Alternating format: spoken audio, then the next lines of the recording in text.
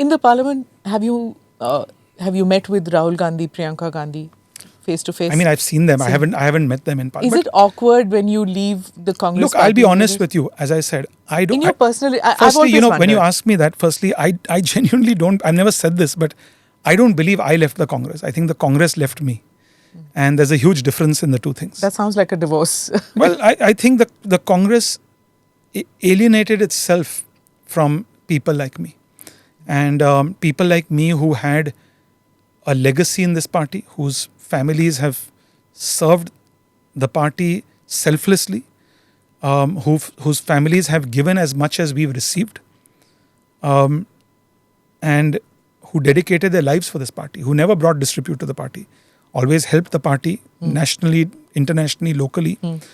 So if you ask me, a political party in a business, for instance, you can be an effective, if you're a financial company, you can be just really good in finance and you can be horrible in other functions. If you're a marketing company, you can just focus on marketing, be terrible with finance. In politics, the basic function you need is human resource management. And to me, the fundamental change that has happened is the human resource management of the Congress party was world class back in the day.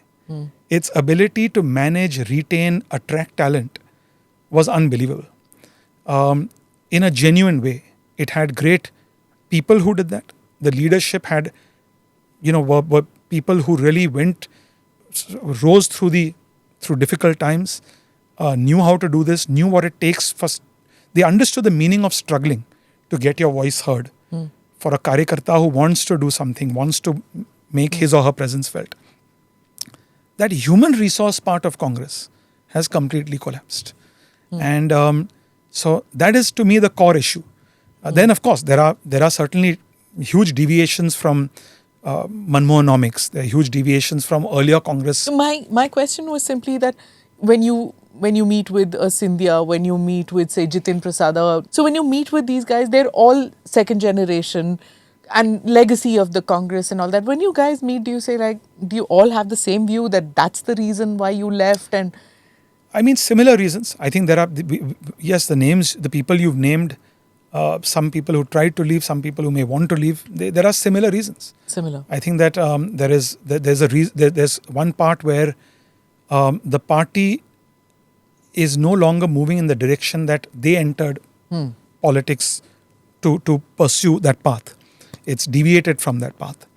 A good example for me being its economic strategy. Is Shashi Tharoor also going to be part of that? I have no idea. I wish him well. I think he's somebody who's very talented. This is my personal opinion.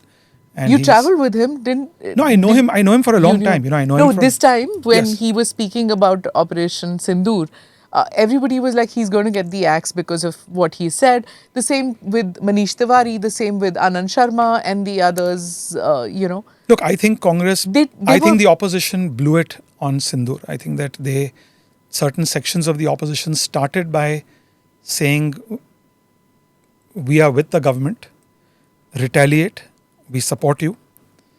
When the conflict began, those sections started saying, de-escalate. I mean, the Karnataka chief minister said, we don't need a war.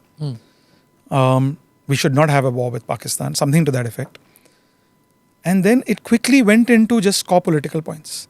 So if they had really... About the surrender, if they had stayed the course and said, we believe government, do what you think is right, all the way to now, up until the point of even people calling our economy dead.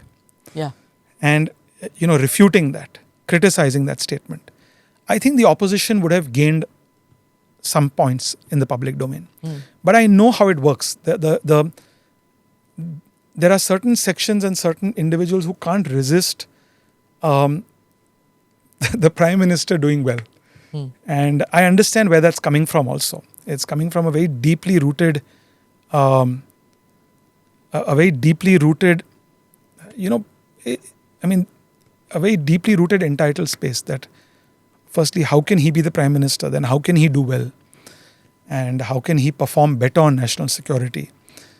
And so It's not going to change. That I don't see that changing.